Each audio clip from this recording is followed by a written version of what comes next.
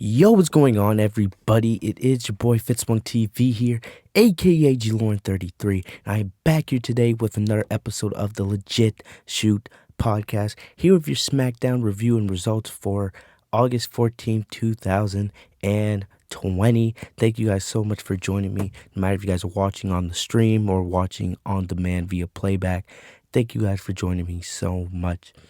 The road to SummerSlam is continuing. We are getting closer and closer to the biggest scam of the summer. We are about a week away, depending on when you guys are listening to this.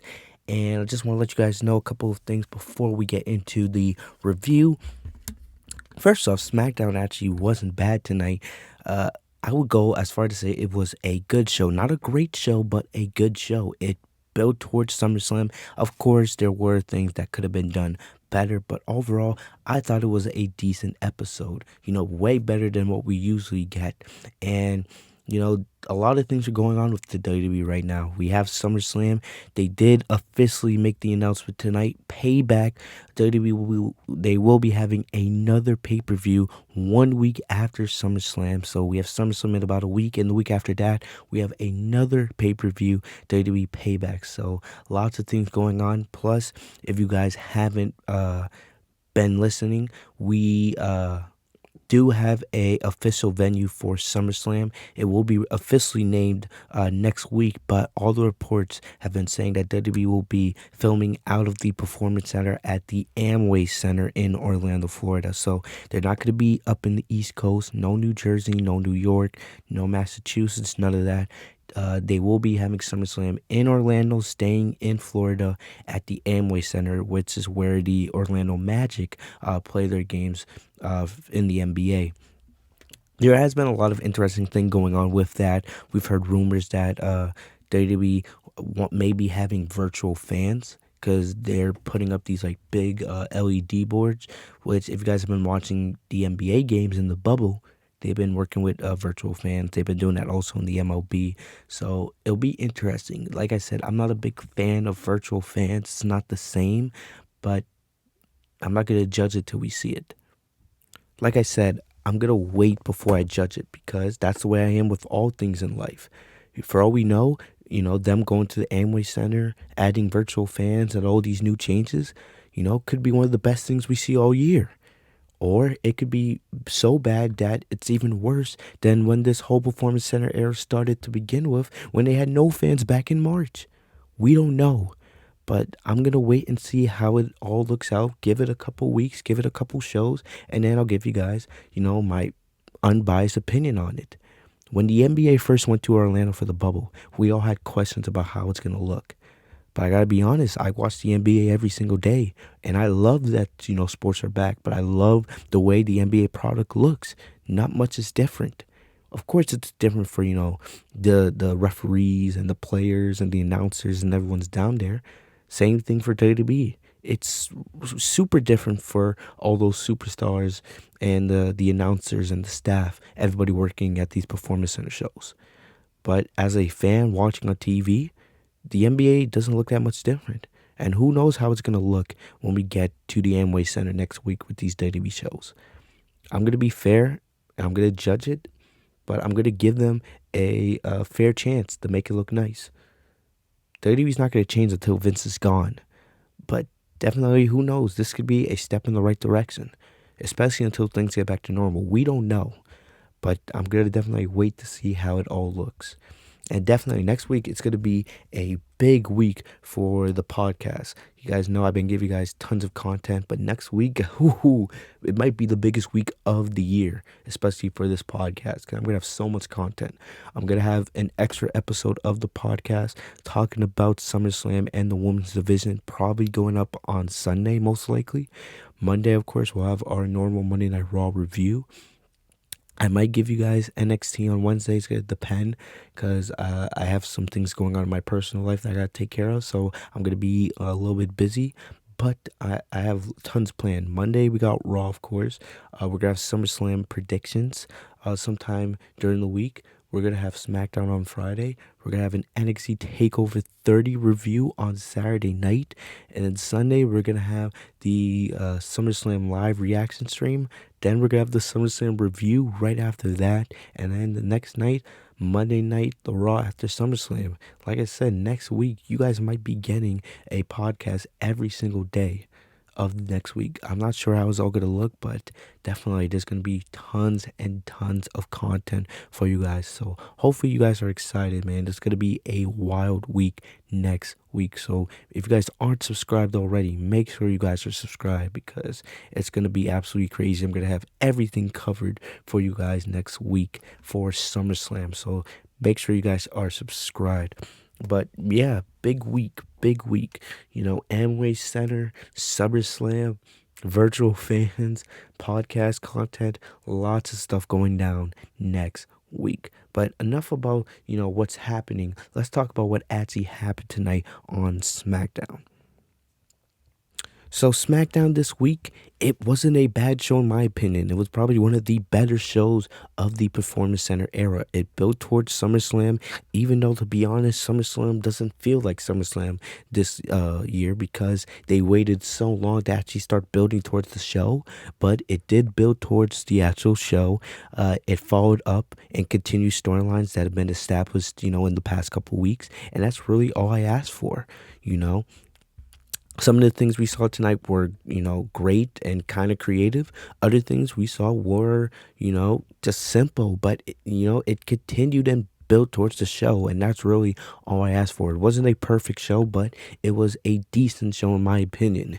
And, it started off with a continuation of what happened last week. At the end of SmackDown last week, we had Retribution make their way to the scene. A lot of people have been complaining, including myself. These Retribution members look like, they're barely over 5 feet tall. They look like they would barely make it in the Cruiserweight division.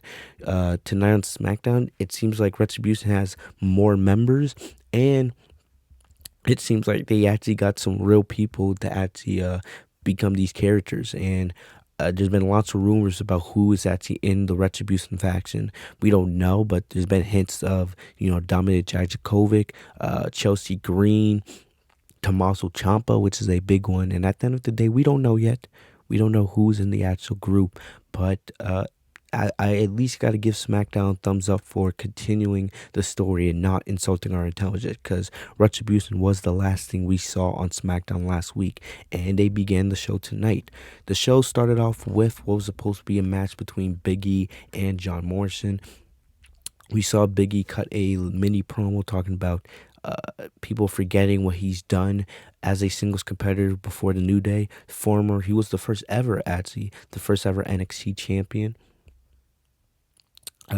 He was also, I think he was the first ever NXT champion. I'm just making sure I have my facts right. It was either him or Seth Rollins, but he was one of the first ever NXT champions. He was an IC champion, and he's actually really good. That's why I'm very hopeful for this singles run. I read a report that WWE does have long-term plans for this Biggie singles run. I don't know yet, because Xavier Woods should be coming back soon. So will Kofi Kingston. So I don't know. Do you have the New Day just be Kofi and Xavier as a tag team as Biggie does his singles thing? I don't know. I know WWE's not going to be breaking up the New Day anytime soon, even though I feel like that would be a fantastic story, but we'll have to wait and see. But starting off with Biggie and John Morrison, which is a match I can get behind because you guys know I really do enjoy John Morrison, and I'm a big fan of all the members of the New Day. But the match never started because the lights went out again, which is basically a hint of Retribution. And we saw Retribution. They stormed the ring. Like I said a couple minutes ago, there were more than 10 members this time. And, these members actually looked taller than 5 feet. And first we saw a female with looked like, I believe it was like red or purple hair appear in the ring. It could have been Chelsea Green, but like I said, we don't know. But the female appeared right in front of John Morrison and Biggie, and she's like, hey, y'all want to fight? And all of a sudden, they got jumped by a bunch of members of Retribution. And that's how the show began. We saw not John, we saw Corey Graves and Michael Cole run from commentary. It's always funny to see Michael Cole run, man. The guy's a clown. But afterwards, backstage, we saw Biggie, John Morrison, The Miz, and the rest of the SmackDown locker room all talking together about the Retribution faction. Of course, King Corbin came out, since he has the whole King gimmick, which you guys know I do not like, but he's saying, oh, Retribution is trying to take over our house more than ever now. We need leadership. We need the band together. King Corbin just doing his usual stick. We saw King Corbin, he blamed Big E. He blamed Big E for Retribution's attack because Big E said something about Retribution on Twitter. I didn't see the tweet, didn't really find that important, but whatever. But the clear thing of this segment was they were trying to establish Big E as a leader. Kofi's not there, Xavier's not there, Biggie is on his own, and you could tell, especially with the lack of baby faces on SmackDown, because Roman Reigns is not there, Kofi is not there, Daniel Bryan is not there, because we know Daniel Bryan just had a child with Brie Bella. Congrats to them, but there's not many top baby faces. Jeff Hardy, he's a babyface, but he's not really the top babyface on that show. They're clearly setting up Big E to be that top babyface star, which I don't have a problem with. I want to get behind Big E's singles run. You guys know, being a black man myself, I want to see Big E succeed. The only thing is I just don't want Big E's singles run to be the same thing they did with Kofi Kingston. That's the only problem I have. If Big E's going to be a singles competitor for the foreseeable future, or for at least for however long they have this run planned for, he can't just be, New Day Big E. I want to see Big E with a level of aggression that we haven't seen from him before. Well, we see it in short bursts with the New Day here and there, but I want to see him aggressive. I want to see him intense. I just want to see that powerhouse babyface that we can all get behind. All right, and I want to see him succeed. I'm not saying you totally strip him of the New Day character, but I don't want to see Biggie over here gyrating, playing with pancakes like they did with Kofi. All right, that's the thing. But I did like what they did here. Biggie stood up to King Corbin, saying that, he was not going to let Retribution come over and ruin his positive vibe, and how no matter who it is, he's going to stand and fight. He promised that he would go defeat John Morrison in their match later tonight, and he would take down Retribution if they had the balls to show back up. So, like I said, I like what they did here, Clearly, they're setting up Big E to be one of the locker room leader, the babyface leader, and you have that absence there since there's a lot of babyface stars that are not there right now. And I liked it. It did its job. The segment did its job. We saw Sheamus come over to confront Big E. He said that he would take out Shorty G in their match later, which we'll talk about in a little bit. And he said, Big E, man, you ain't no locker room leader, even though that gave me goosebumps down up and down my biceps. Sheamus is hilarious. I love Sheamus in this heel role, but Big E stepped up to Sheamus and said, if you had any sense in your brain, you would know that I'm not alone. And that's how the segment ends. So right there, you can already see teases of a potential Big E and Sheamus feud, and I like that. I love both of these men. They're two of my favorite superstars on SmackDown, and definitely this is something I can get behind, and we would see a continuation of this later on in the night. So definitely not a bad way to start off SmackDown.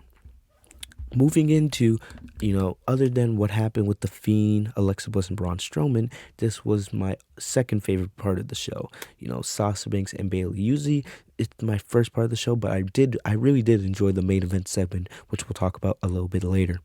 So Sasha Banks and Bayley come out, the doubles champions, and we know one of the things that was advertised for SmackDown was this triple brand battle royal to determine who would be going up against Bayley for the SmackDown Women's Championship at SummerSlam. The battle royal, there's not much to talk about. We're mainly going to talk about the ending, but first, Sasha and Bayley did cut a promo. First thing,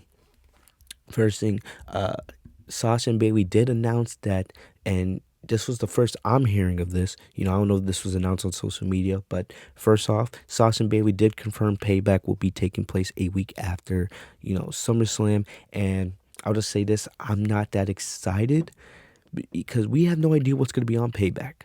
I feel like Payback's just going to be mainly a bunch of rematches from SummerSlam, and that's the only thing that kind of makes sense because first of all, this is the first time WWE's ever done a pay-per-view 2 weeks in a row, like back to back. They almost never do this. We've seen them do pay-per-views 2 or 3 weeks apart, but never 1 week. This is a first, and like I said, I don't know why WWE's doing this. I don't really see the need, but at the end of the day, it's happening, and we can't change that. We're going to cover it on the channel like we always do. We're going to talk about it on the podcast, but I'm not that excited for Payback. I feel like Payback's just going to be a bunch of rematches from SummerSlam. All right, but we'll have to wait and see. We still have to get through SummerSlam before we even get the Payback. But Sasha and Bayley did reveal tonight that they did hear from Stephanie McMahon that they will have to defend their tag team championships at WWE Payback. So that's going to be interesting. They're not defending the tag titles at SummerSlam. We know Sasha and Bayley both have their individual title matches, which of course we're going to talk about because that is very interesting. The direction that they can go with that is crazy, especially with what happened. But Sasha and Bayley will be defending the tag titles at Payback.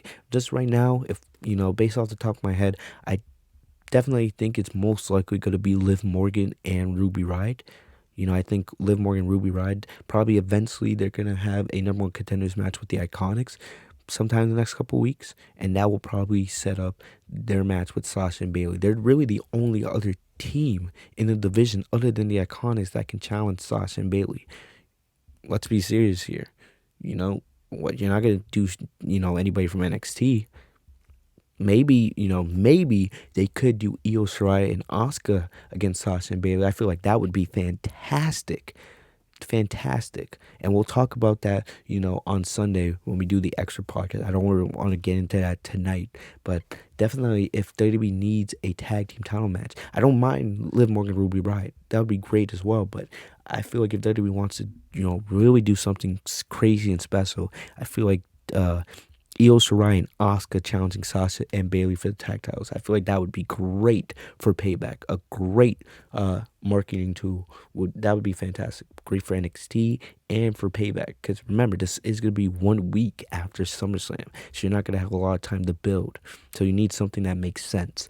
But they did reveal that. Plus, another thing that's interesting, they did plant some seeds for Sasha and Bayley. The dysfunction is there. You can see it. Yes, they are double champions, but, it's possible that in 2 to 3 weeks, we could be sitting here and Sasha and Bayley may not have any championships. We don't know. There's so many different ways that WWE can go about this. And Sasha and Bayley is basically the definition of long-term storytelling because this is a long story that's being told with Sasha and Bayley, and at the end of the day, it's going to end up with Sasha and Bayley breaking up and having that singles feud. It may be over a championship. It may not be over a championship. We do not know, but like I said, man, I'm loving what they're doing with Sasha and Bayley, and there's many different directions that they can go with this, and Sasha, she said something, and I don't know if people are going to talk about it. I'm going to talk about it right now. Sasha had frustration in her voice during the promo tonight. Sasha said, I'm going to have to defend my title against Asuka because someone couldn't get the job done on Monday. And she looked at Bayley, with a serious look on her face. I don't know if you guys saw that, but Sasha was definitely frustrated that Bayley could not get the job done. And I could definitely see that being a big tool going down the line, but we don't know. But definitely it's something I picked up on. Let me know if you guys picked up on it as well in the chat or in the comment section down below. But the seeds are there, all right? Sasha and Bayley did talk about how no matter what, they will walk out of SummerSlam and Payback as double champions. I hope that is the case, but right now, I got to be honest with you guys, I think it is pretty unlikely that they'll be walking out of SummerSlam and Payback still as double champions. But we'll have to wait and see. There's many different directions they can go to. They also talked about how, they've done basically everything. They've been guest commentators, making Michael Cole and Corey Graves look like clowns. And they said tonight they're going to be the guest ring announcers. So they kicked Greg Hamilton out of the ring, and they had these nice little cards. and they did the ring announcing duties. They explained the rules of the match, and I love it. Sasha and Bayley being great heels there, being obnoxious and annoying. I love it, but the whole point there is they're supposed to be these annoying heels, and you want to see them, get their comeuppance at some point. So I love it. Sasha and Bayley introduced the Iconics. They introduced Tegan Nox and Shotzi Blackheart. They also introduced couple of superstars from SmackDown, Lacey Evans, but eventually they got back to Raw and they introduced Asuka, and Bayley was very surprised because they're like, this doesn't make sense. Why is Asuka in this match? She already has a Raw Women's Championship match against Sasha, so why is she in this match? I had a feeling that Asuka could be in the Battle Royal, but I didn't know if they were going to go down that direction. They did. And, they would have Asuka win, which we'll talk about in a little bit. But after Asuka came down and attacked Sasha and Bayley. Then the rest of the superstars came down. Naomi, Shayna Baszler, Bianca Belair, Dana Brooke. Tons of superstars. And I knew going into this, it was going to be very, very unlikely that somebody from SmackDown would win the Battle Royal. Because it doesn't really make any sense at the end of the day. Why would you have a triple brand Battle Royal if you were going to have somebody from SmackDown win it? The only person from SmackDown that would make any sense to win this Battle Royal was Naomi. And I just didn't see them going down that direction. I thought it was going to be Rhea Ripley. I said this on the Raw review. I thought, all right, most likely it was going to be somebody from NXT. I know people were saying Bianca Belair or Shayna Baszler, but I was like, nah, they might save that for Sasha down the line. They're not going to give that match against Bayley. But my pick was Rhea Ripley. All right, but Rhea Ripley wasn't even in the Battle Royal tonight, which kind of surprised me. There really wasn't anybody from NXT other than Tegan Nox and Shotzi Blackheart in this match. But either way, we came back from commercial break. The Battle Royal was terrible. All right, it was terrible. It wasn't that good at all. The Battle Royal itself was only about 5 or 6 minutes. There was a point where Bianca Belair eliminated Tamina. I don't know why I cared, but, they played it out up on commentary like, oh, Bianca Belair bringing down the beast Tamina. Please, no one gives a damn about Tamina.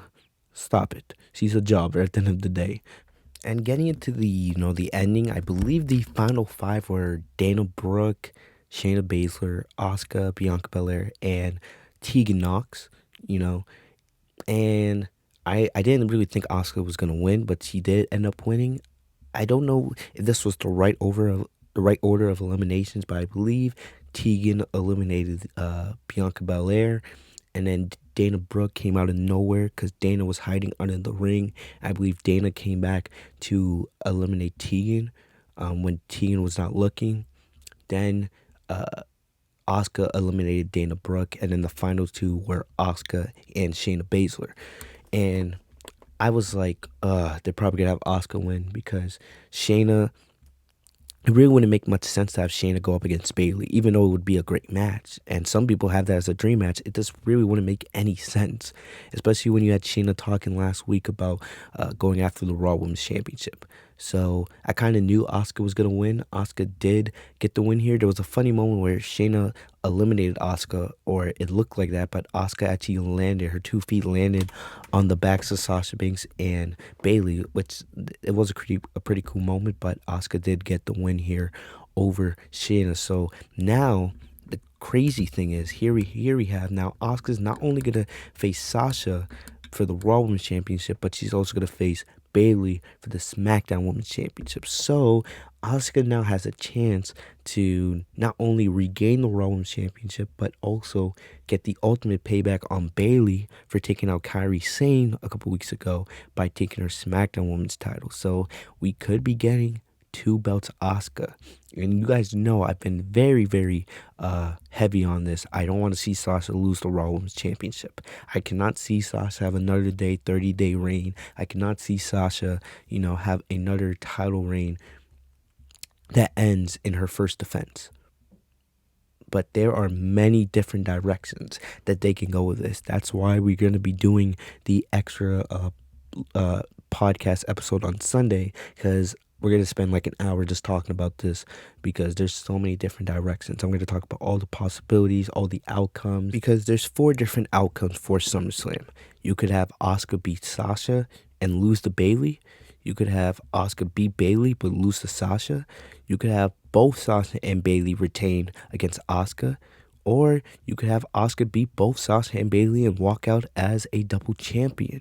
You do not know. There's so many different directions they can go with this. Who knows? Maybe this leads to the Sasha and Bayley breakup. It's honestly hard for me to see both Sasha and Bayley walk out of SummerSlam with both their championships.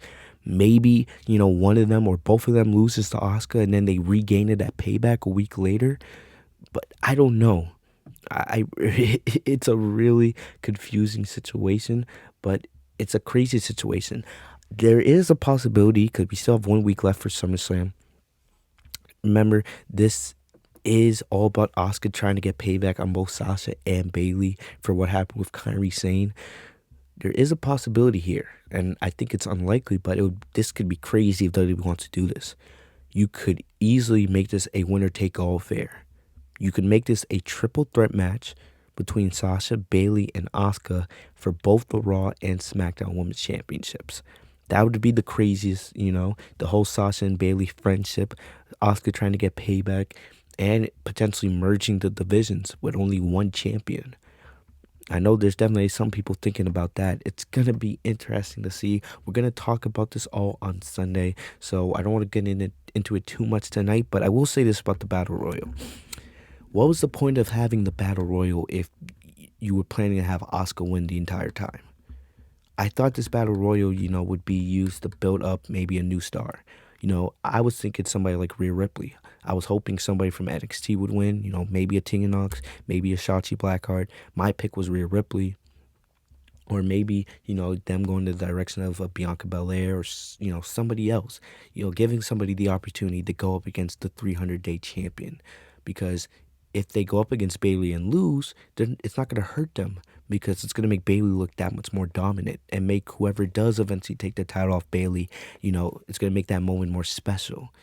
So I don't know why you would have a Battle Royal if it wasn't to, at least help develop a new star. There's other ways you could have got Asuka versus Bayley without having to do the Battle Royal. It honestly makes the Battle Royal look like a waste of time. But that's my thoughts on that. I would have honestly had Rhea Ripley or somebody from NXT or Bianca, one of those women, win the Battle Royal. But, having Asuka win does make it look like a waste of time, because the story is about Sasha, Bayley, and Asuka at the end of the day. You didn't need to, have all the other women participate in a meaningless Battle Royal if that's the direction you were going with the entire time.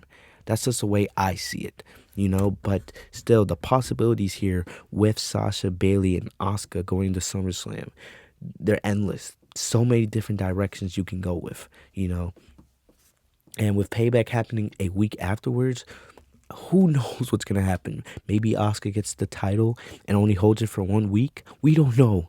We do not know.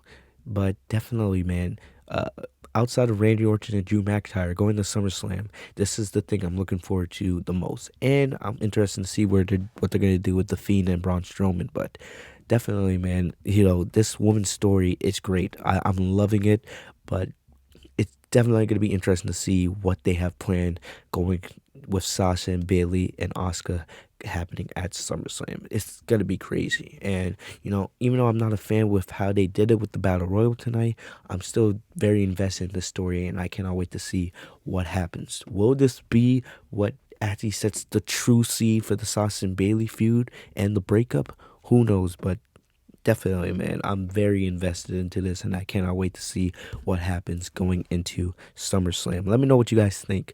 But on Sunday, we're going to do a 1-hour podcast talking about all the different directions and stories they can do with the Sasha, Bayley, and Asuka situation. So definitely make sure you guys tune into the channel on Sunday for that. All right, and as we move on into the rest of the show, after we came back from commercial, we saw Asuka. She attacked both Sasha and Bayley. Sasha and Bayley were talking about, trying to come up with some kind of strategy to stop Asuka at SummerSlam, and then Asuka came up from behind and attacked both of them when they weren't paying attention, so that just continues that. we got a promo from Mandy Rose. This was pretty good. This was probably the best promo I've seen Mandy Rose cut. Mandy was backstage talking about, Sonya Deville and the attack last week, or a couple weeks ago, when we saw Sonya cut Mandy's hair. We heard about a month ago that WWE scrapped plans for Mandy versus Sonya at SummerSlam. Well, those plans are back on because Mandy cut a promo talking about how her whole life she's been fighting, and how Sonya should know better than anybody about the struggles Mandy has had to go on. Yes, she's been a bikini world champion, which I didn't even know that was a thing, but apparently is. But Mandy talked about how being, she's had her haters talk about how she's just a pretty face, how she can't wrestle, and how she's used that for motivation. I really did like this promo here. Mandy talked about how Sonya should know better than anybody what she's had to go through. And then Mandy did challenge Sonya to a hair versus hair match at SummerSlam, which this was previously announced about a month ago. It was floating around on the dirt sheets, and we thought those plans were scrapped, but we are getting the match. I am kind of excited for this, definitely seeing other women get opportunities, especially on SummerSlam, which is supposed to be the second biggest show of the year. I'm kind of excited for this. I love the intensity between Sonya and Mandy, and I think, it has a chance to be one of the underrated matches on the card. Definitely Sonya and Mandy, this is, I believe, their first ever main SummerSlam card match. So, they're definitely going to be excited for it, and they're going to bring out all the stops. Sonya did cut a promo later in the night accepting the challenge and how enjoyable it's going to be for her to make Mandy go bald. So I don't know who's going to win. If I had to pick a winner right now, I would go with Sonya. But we've already seen Sonya cut Mandy's hair. So maybe Mandy's going to get her revenge here. Remember, Mandy is the babyface. But definitely, I am excited to see the hair versus hair match.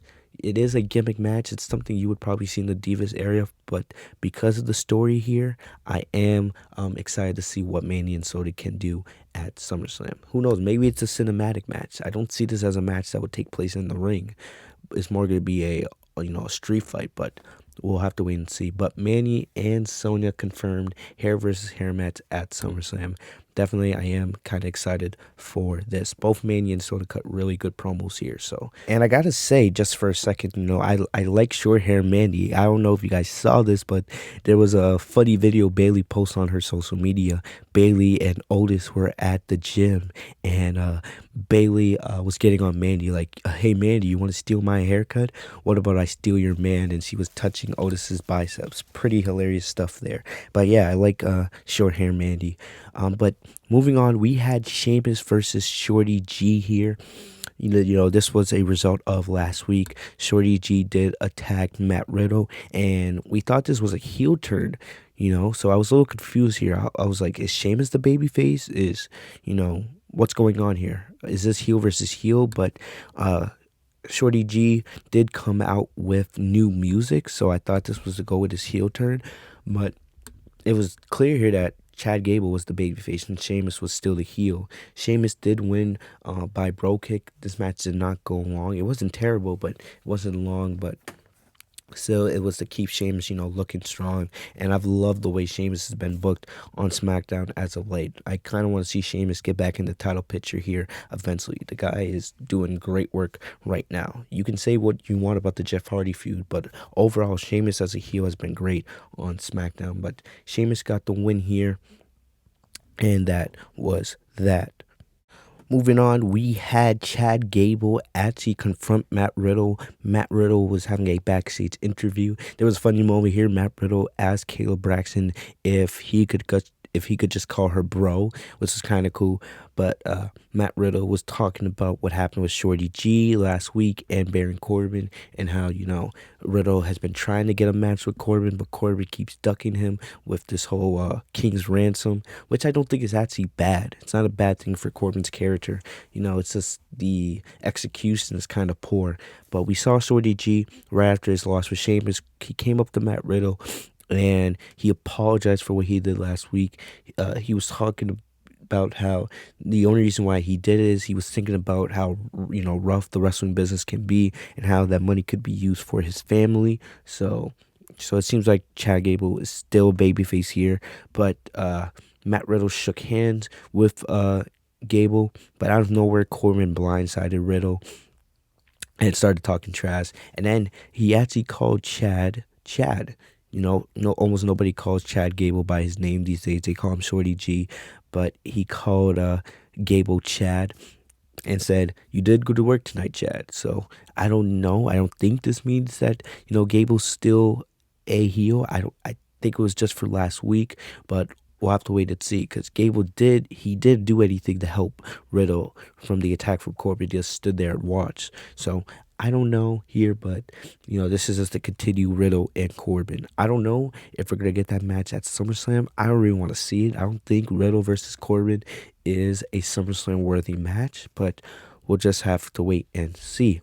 Moving on, we had the IC title picture, AJ Styles and Joseph Park. We got a cameo from Joseph Park tonight. If you guys don't know who he is, just Google him. I'm not going to go into his biography, but Google him, man. You guys will definitely figure out who he is pretty quickly.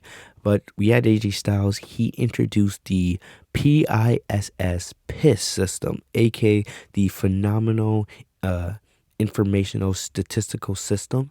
And the whole point of this was, Styles being a heel, and Styles did a good job here. I feel like just the whole concept of the PISS system is a little bit wacky. I don't think we really need it, but for now it's whatever.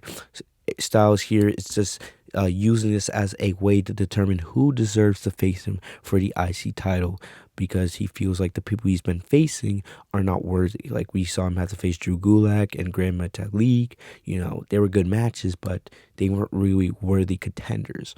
And Styles came out and he plugged his Twitch channel here, which was kind of cool. But he was talking about how fans have been, trying to bring up stats about who Styles should face, using those stats as reasons why X or Y should face Styles for the IC title. And Styles was like, we're going to use this system to determine who should face me. And at first I was like, this is kind of similar to the AEW ranking system. Because you guys know how AEW, they keep track of wins and losses, and they use like a ranking system to, let the fans know like who's hot, who's cold, who may be more worthy for a title opportunity, things of that, which I like. I wish WWE would have a ranking system here and there, but wins and losses don't really matter on WWE TV these days. But Styles being the heel, he had himself at the top of the ranking system. It makes sense, he's one of the best in the world, plus he's the IC champion, so it makes sense for him being at the top. Styles then revealed the rest of the board, and there was nobody on there. Because Styles being the heel, he believes that there's nobody worthy to face him for the IC title.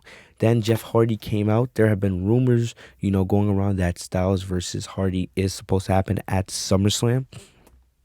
Hardy came out. He talked about how the IC title was the first singles title he won in WWE, and he talked about how he has respect for Styles and he would love to face him for the title at SummerSlam. Styles did talk about how he did have respect for Hardy, for everything he's gone through, and how he believes Hardy is one half of the best tag team in WWE history. They did name drop Matt Hardy here, of course, because Matt's with AEW now. And WWE refuses to give AEW any, attention, which is hilarious to me. But, yeah, are the Hardy Boys the best WWE tag team of all time? They're definitely in the discussion. You have the Dudley Boys, you have DX, you have the New Day are in that conversation. There's a lot of tag teams, so I'm not going to say, the Hardy Boys are the best tag team of all time, but they're definitely in the discussion. They deserve to be in that conversation. But at the end of the day, Styles said, even though the fans would love to see that match, there was no way in hell that Hardy deserved an opportunity for the IC title. He hadn't done anything worthy enough to be or to get a match with Styles for the title. But then, Hardy got mad because Styles was mocking him, being cocky. Hardy then dropped Styles with the microphone. He almost went after Park, which was funny. And then he sent Styles to the outside of the ring. Then he took a permanent marker and then signed his name on the board, letting Styles know that he believed that he should be the one man in line for the IC title match at SummerSlam. We came back from commercial. Styles was with Park. Like I said, Joseph Park is hilarious, bro. Hopefully we get to see a little more of him on WWE TV. But Styles said, "How dare Hardy do that to me?" Kayla Braxton came up to interview Styles, and Kayla asked if Styles had reconsidered the offer. And Styles said, "Oh, I'm approved the Hardy. What happens, when you disrespect me?" And he tried to erase Hardy's name from the board, but like I said, it was permanent marker, so it didn't come off. But then all of a sudden, it was announced that next week on SmackDown, we're going to get Jeff Hardy and AJ Styles for the IC title. I don't know what the hell WWE's thinking here. There's only two things that came up to my mind when we saw this, because why are we going to get an IC title match between Hardy and Styles 2 days before SummerSlam? 2 days before your second biggest show of the year.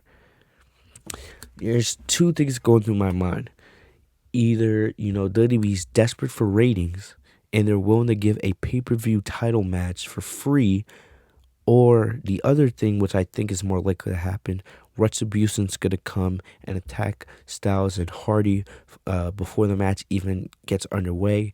That will lead to Styles and Hardy being moved to SummerSlam 2 days later on Sunday night. And this will be a way for Retribution to, continue their so-called dominance on WWE. That's the way I see it happening. Let me know what you guys think. But that's what I think is going to happen. I don't think we're going to get Styles versus Hardy next week. If we do, it's just WWE trying very hard to get the ratings up. But I feel like Retribution will get involved and the match will be moved to SummerSlam, because that's all we've heard has been reported. We've heard that it was reported that, the match is going to happen at SummerSlam. So I don't know, but that's what I think is going to happen. So, yeah, let me know what you guys think. Do you think we're going to get Hardy and Styles next week as announced? Or is this match going to lead to Retribution attacking once again, and then we'll see the match at SummerSlam? Let me know what you guys think. We had a singles match here with Shinsuke Nakamura going up against Gran Metalik. Before the match, there was a segment with Cesaro and Shinsuke talking about how, they're the champions and how good that feels for them. As they were talking, the Lucha House Party snuck up behind them and actually took the tag team titles from them. Just having a little bit of fun. I wouldn't say they were stealing the titles, but they were more just borrowing them for a little bit. They came out because Shinsuke and Gran Metalik had a match, and right after they did an entrance pretending like they were the champions, they left the belts at ringside for Cesaro to collect. The match wasn't anything special, but the big thing was Kalisto. Kalisto making his return. He's been out for nearly a year, but I think it was a separated shoulder, so it's good to see him back. But, I most likely this is probably going to end up being a match at SummerSlam for the SmackDown Tag Team Championships, but I don't want to see Lucha House Party win the titles, at least not yet. You've spent the last couple years making Lucha House Party look like enhancement talent. It's just now, thanks to Daniel Bryan, that you're actually building them up. I feel like you should build them up, have them lose to Cesaro and Nakamura a couple times before actually giving them the belt. Have them have some really close, performances with Nakamura and Cesaro, and we know it's Nakamura and Cesaro. They're great at what they do, so they're going to make Lucha House Party look that much better. Have them have a couple matches, have Lucha House Party come up close, and finally, when they have like a third match, that's when you give Lucha House Party the belts. You don't give them the belts on the first try. You spent all this time burying them. You can't just give them the tag team titles now and everything's going to be fine. I want to see the tag team division thrive, and this is a perfect chance, especially now that the New Day are not in the tag team title picture right now. The Usos are still out. What I would do is I would probably around Clash of Champions, since if they have the match at SummerSlam, they'll probably have a rematch at Payback a week later. I would probably have Lucha House Party win the titles at Clash of Champions about a month from now, and then build up Heavy Machinery to be the ones to take the titles off of them. Even though we still don't know where they're going with Otis and Money in the Bank, but that's the way I would do it. Because most likely by the end of the year, that's when Jimmy Uso will be back from injury and the Usos will be back in contention. Who knows what will happen with Kingston and Xavier Woods, So by the end of the year, hopefully with the Usos and the New Day back in the tag team title picture, who knows if the Forgotten Sons will be back from then. By then, if all plays out correctly, you'll have a decent tag team division on your hands. So that's what I think you should do there. So next up, we had Biggie versus John Morrison. Remember, this match was supposed to take place originally to begin the show, but it didn't because of the attack by Retribution, and that was the big focus on this match. John Morrison and Biggie, that's a match I can actually get behind. I love both two. They're both really good at what they do, but, Miz was on commentary, and all they could keep talking about was Retribution this, Retribution that, and midway through the match, Retribution actually attacked a bunch of referees and staff backstage. They had, a bunch of the SmackDown talent around ringside, watching in case Retribution would try to attack again. But instead, Retribution attacked backstage while all the superstars were around the ring. And you had one of the Retribution members spray paint. It looked like a version of the WWE logo, but it had like a dash in front of it. Going, the whole thing about Retribution is they're going against the WWE system. We still have no idea who the members are, and we also don't know what their end game is. It did its job because, after a while, Michael Cole was able to communicate with the superstars that Retribution was backstage, and then we saw the superstars go to the backstage area and found the referees and, the staff that were down, but Retribution was already gone. Back in the ring, we saw Biggie actually defeat Morrison with that calf submission he's been using the last couple weeks, which is really cool. I love the way he does the maneuver. But back to Retribution, Biggie continues his hot single streak. But back to Retribution, eventually we're going to have to figure out, they're going to have to reveal what their purpose is, right? Why are they doing this? What's their end game? Like, do they just want to cause chaos every single week? What are they going to do? What's their goal here? What's their motivation? Like, what are they aiming to do? To take down the system? Like, what? You could have them attack for weeks and weeks and weeks, but they have to give us some kind of goal at some point, right? What I would do, sometime eventually, sometime in the next couple of weeks, I would have them do kind of like a promo similar to what the Hacker was doing, during like a SmackDown or a Raw, depending on how they want to do it. No matter if it's during a match or a promo, they interrupt it and then they appear on the Titantron and they just start giving a message like, we're here to take over, blah, blah, this, and they actually reveal, what their intentions are. That's what I would do with Retribution. But, eventually, these attacks are going to get old and we're going to have to get some kind of end game, some kind of direction with them. You can't just keep having them attack every single week and, expect us to keep caring. Right now, they're in the early stages, but eventually you're going to have to let us know where they're going with this, right? So I just have to mention that real quick. And back to Biggie, after the match, he was celebrating, but out of nowhere, he got hit with a bro kick by Sheamus. So there you go. Biggie's going to be feuding with Sheamus going forward. Something I could definitely get behind. I already said this earlier. I like Biggie. I like Sheamus. So definitely that should be fun for, the next feud on SmackDown for Biggie as he continues his singles run. Yeah. All right, moving on into what happened in our main event segment. I really enjoyed this. This was the best thing on the show, other than, what happened with Sasha and Bayley and ASUKA. But we had Alexa Bliss. She was interviewed, right? And I don't know who it was. It sounded like Michael Cole, but I really couldn't recognize the voice. I think they were like socially distanced or something. But Alexa talked about her relationship with Braun Strowman, and they chronicled their relationship from being Team Lil Big back from the Mixed Max Challenge a couple years ago, and talked about their friendship. And Alexa actually revealed that, there could have been a romantic connection between them, and how she didn't know how to feel after, Strowman said last week in that promo against Bray Wyatt that he didn't give a damn about Alexa. And clearly you could see that they were going to go back to this a little bit later on in the show, which they did. They also asked Alexa about the time she spent with the Fiend and what that was like. Alexa talked about, how weird it was, but how she gained a better understanding of the Fiend because of the time she spent with him, which is a huge, I think, tease of where they could potentially be going.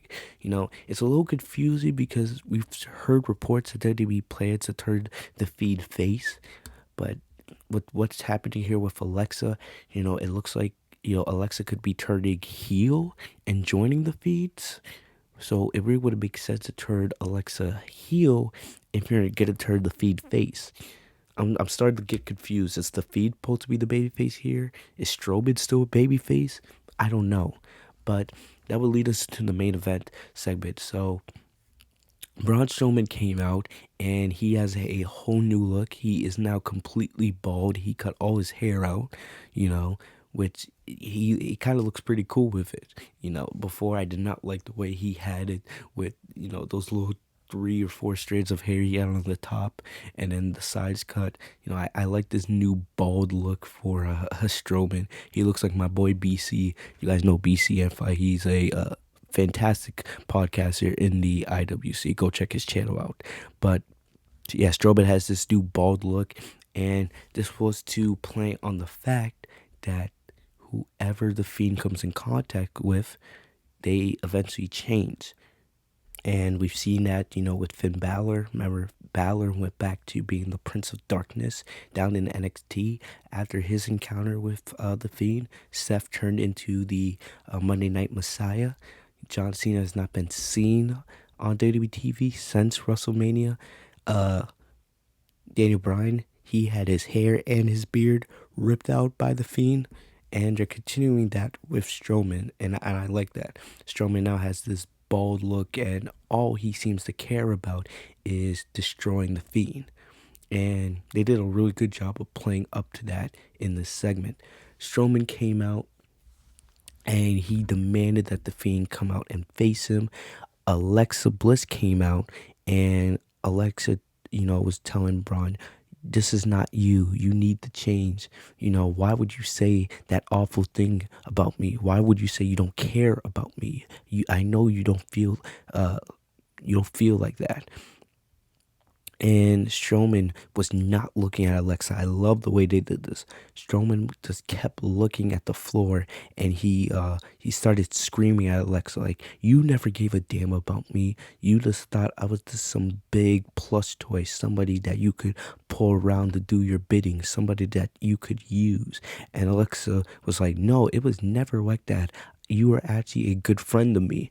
So I love this dynamic here between Bliss and Strowman. And then eventually Strowman got pissed and screamed at Alexa to get the hell out of his ring. And Alexa was like, fine, but not before I knock some sense into you. And then we saw Alexa demand that Braun turn around and face her. And then Alexa started bitch slapping Strowman in the face. So these were hard slaps. And Alexa is yelling at Braun to wake up, wake up. But Strowman, he's so focused on destroying the Fiend that he can't see reality. He can't see what's right in front of him. Then we see Strowman pick up Alexa, and he's just carrying her around the ring, demanding that the Fiend shows up. And then the Fiend's music finally starts playing, and then he drops Alexa, just straight drops her, right? And then we see the Fiend. The Fiend is in the middle of the ring, but then Strowman is gone. all of a sudden it shows Strowman. Strowman has this demonic look on his face, and he's on the Titantron, and he's just laughing evilly. And this is what I'm talking about. I don't know who's the baby face, who's the heel anymore. With the way Strowman's acting, he's so blinded by, his desire to destroy the Fiend. He can't see straight. He can't see straight. The Fiend actually looks like the baby face at this point. We see the Fiend. He's standing there with Alexa, and now it looks like the Fiend is the babyface and Strowman's the heel. I don't know if WWE's pulling a double turn here, but what I think, and it's going to be interesting to see as we go into SummerSlam, what I think is going to happen here, unless Alexa is able to get Strowman back to normal, Alexa's going to be the one that costs Strowman the Universal Championship. Alexa's going to turn on Strowman, join the Fiend fully, and the Fiend's going to walk away as the Universal Champion. That's where I think the story is going.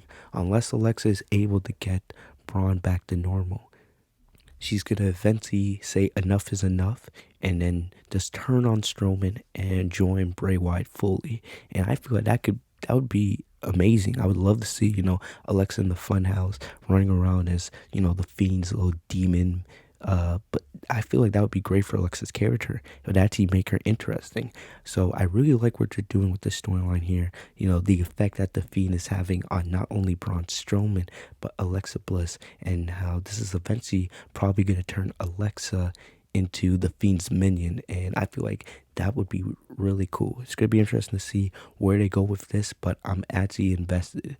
I thought, most likely it was just going to be normal Braun Strowman going up against the Fiend at SummerSlam. But they've actually made the storyline much more interesting with what they're doing with Alexa Bliss, Strowman just turning into this monster maniac. And definitely, I think this is mostly going to lead to Alexa causing Strowman the Universal title at SummerSlam. That's my prediction as of right now. But definitely, I'm interested. And like I said, SmackDown tonight, one of the best SmackDowns of the Performance Center era. It wasn't really about wrestling. This was mainly about storyline building and building towards SummerSlam. And I feel like they did a good job. They gave us that twist with Sasha, Bayley, and ASUKA, even though the Battle Royal wasn't that good. But they built towards that. Strowman and Alexa and The Fiend. I like where they're going with that. Retribution causing more chaos. Hopefully we get more of a direction with that in the coming weeks. Mandy and Sonya, which I actually think could be really good at SummerSlam. And, the IC title, it looks like we know where they're going with AJ Styles. So all in all, pretty good show tonight. The focus on story tonight, and I like what they did. Hopefully they can build on that. Next week, like I said at the beginning, next week's going to be a big week. SummerSlam week. We have all these changes coming with WWE going back to live programming, then moving to the Amway Center. It's going to be very interesting to see how it's all done. And I will be covering it all right here on the channel. So if you guys are not subscribed, make sure you guys do. Hit that bell next to my name, Fitz TV, so you guys are notified every time I post a new video. Tons of content next week. Tons.